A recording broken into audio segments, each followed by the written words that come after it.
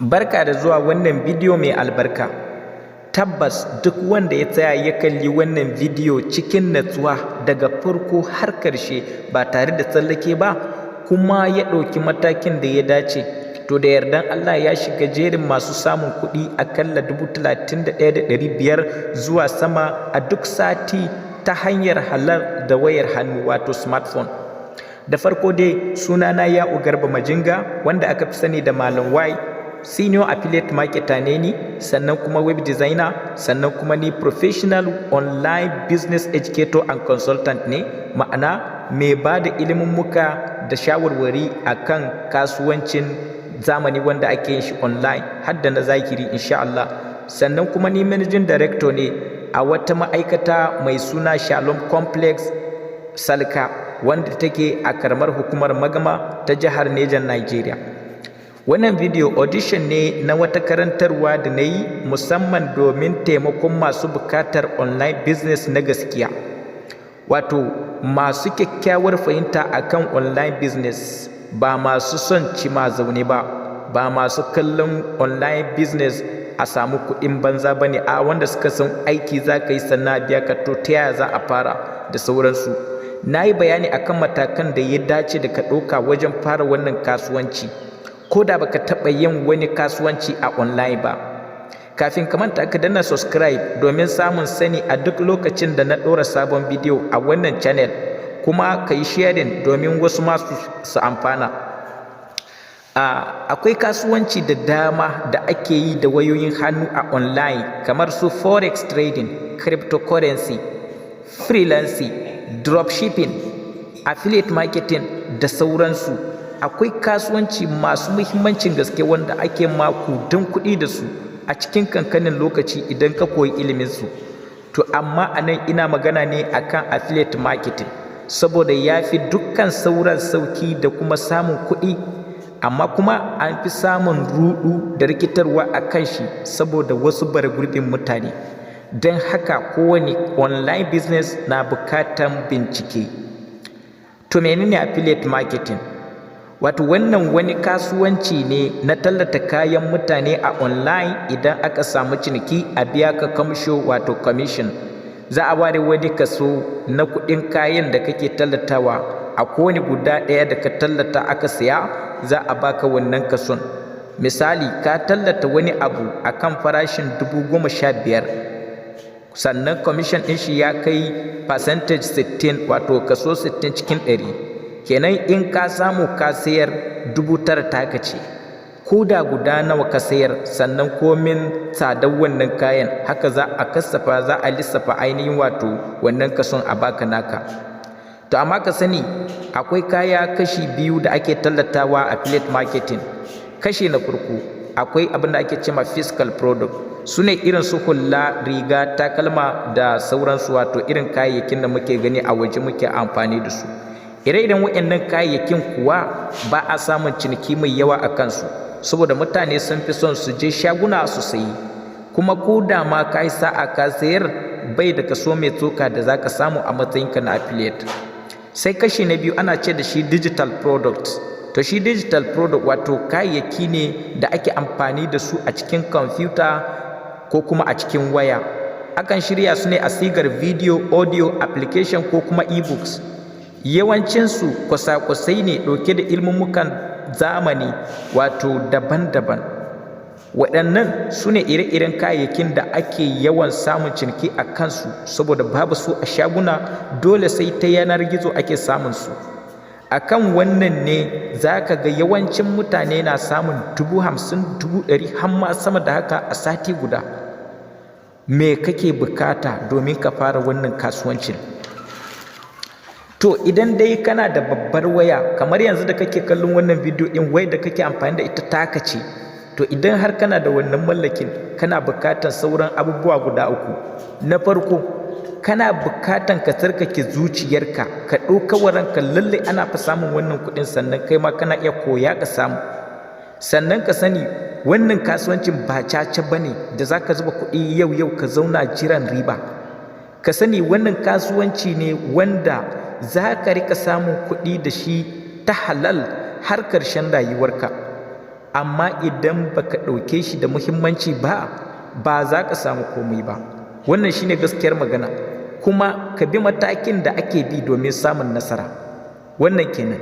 Abu na biyu, sai kai rijista da AGSS, wato Affiliate and Graphic Design Success Secret.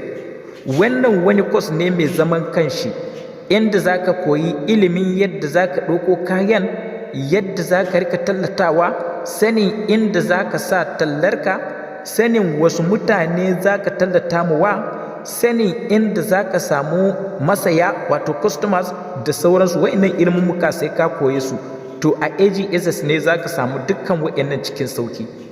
Sai ka samu mentor, wato wannan shine abu na uku, ka samu mentor, wato wani mutum wanda ya san kan kasuwancin sosai da sosai, domin ya rika tallafa maka da sabbin fasahohi da promotional materials, kuma ya rika wanda za ka rika amfani da su kenan, wato domin sauƙaƙa aikinka.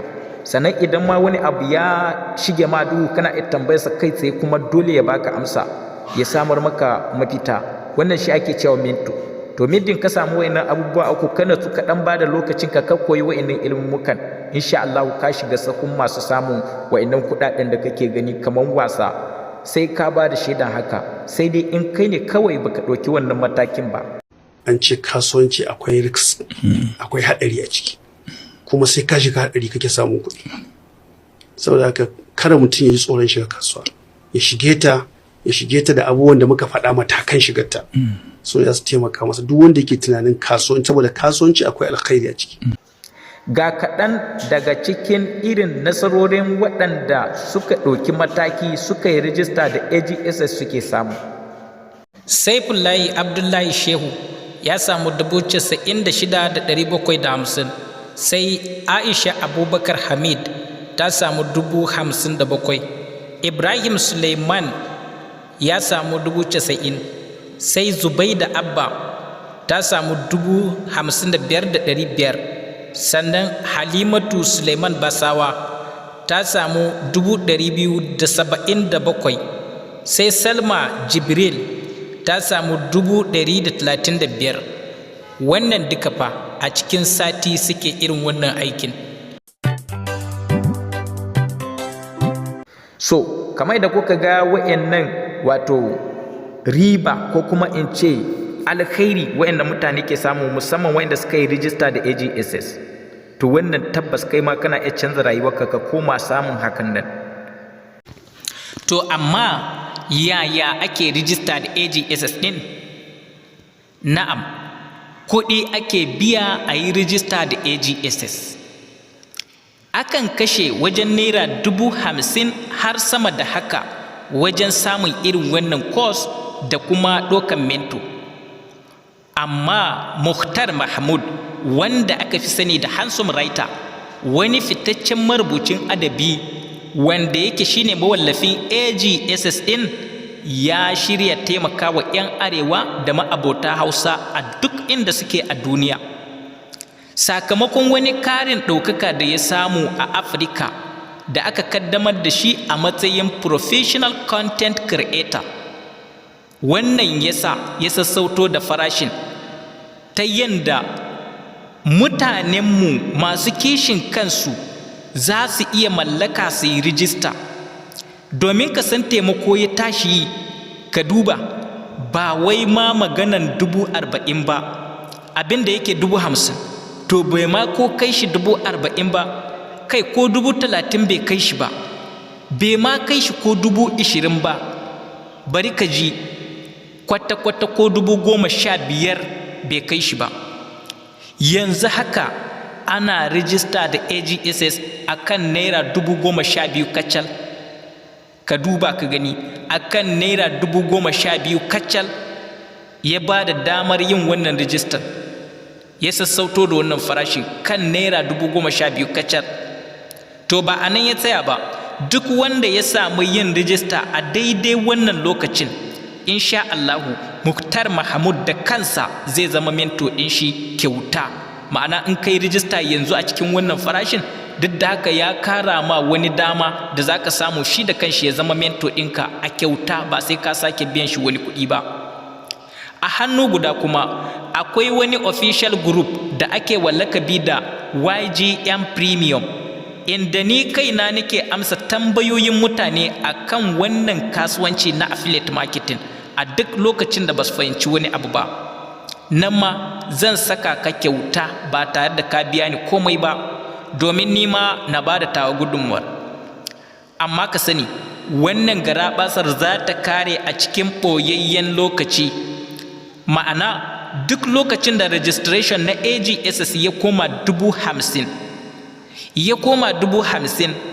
to komai ma farashin shi ya dawo, har da YGM Premium ɗina sai an biya ni kafin mutum ya samu shiga.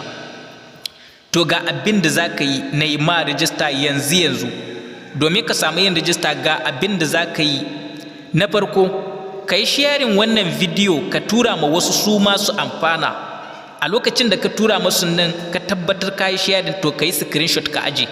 Zan tambaye ka wannan screenshot ɗin. Yawa, ka yi sharing wannan bidiyo ka tura ma wasu su masu amfana. Na ɗaya kenan. Na biyu, ɗauki lambar WhatsApp ɗina ga ta nan a screen. Ka kula wurin ɗaukar lambar. Babu wata hanya da za ka kai gare ni sai ta wannan WhatsApp ɗin.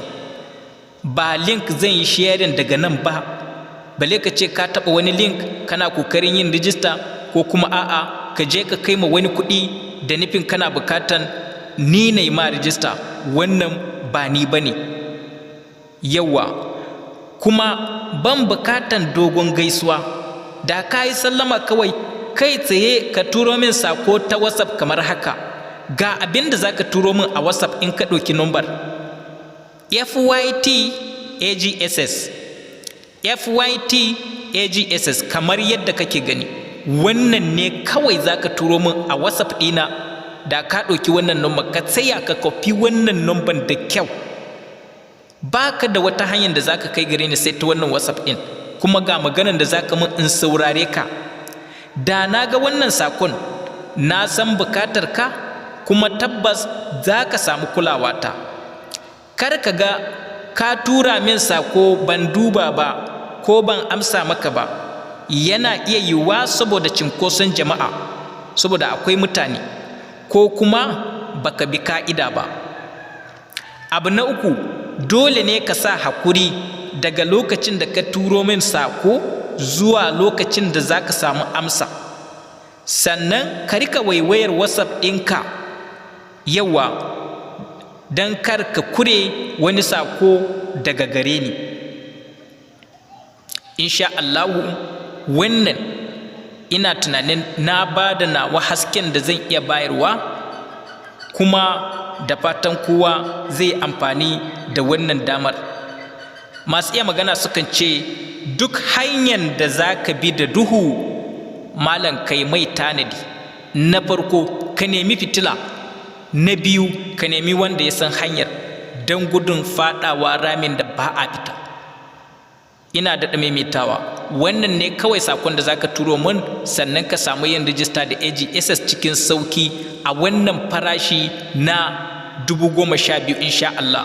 Da ka turo min FYT AGSS ta wannan WhatsApp number da kake gani, ni na san bukatanka, komin uzuri na, kuma in naga wannan sakon insha Allah zan baka lokaci na nema rijista, kai ma ka fara.